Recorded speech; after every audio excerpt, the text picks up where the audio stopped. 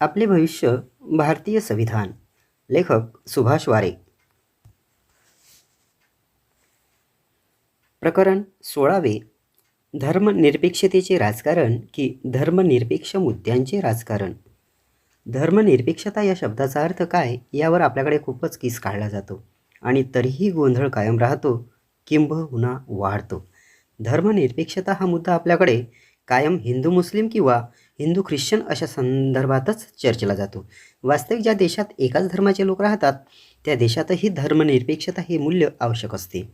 खरा मुद्दा असा आहे की आपण पुन्हा पुन्हा धर्मनिरपेक्षतेचीच चर्चा करत राहणार की सार्वजनिक जीवनात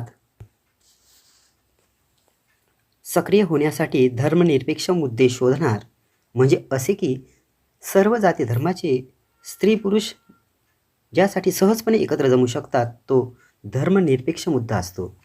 अनेक जण आपापल्या धर्माचे सण उत्सवात उत्साहाने सामील होतात. जातीनुसार वाटून घेतलेल्या महापुरुषांची जयंती कार्यक्रम धूमधडाक्यात साजरे करतात. पण जिथे सर्व भारतीय सामील होऊ शकतात अशा राष्ट्रीय सणांच्या वेळी अनेक जण फिरायला कसे जातात?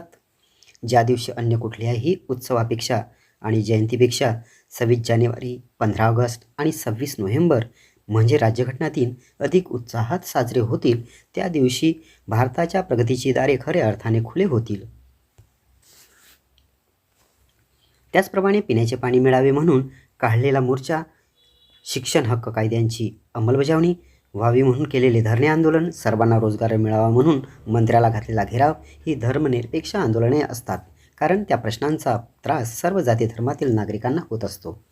म्हणजेच धर्मनिरपेक्षतेवरून राजकारण करण्याऐवजी जिथे सर्व जाती धर्माच्या व्यक्ती भारतीय या नात्याने एकत्र जमू शकतील असे धर्मनिरपेक्ष मुद्दे शोधून त्यांचे राजकारण करणे भारताच्या हिताचे ठरेल.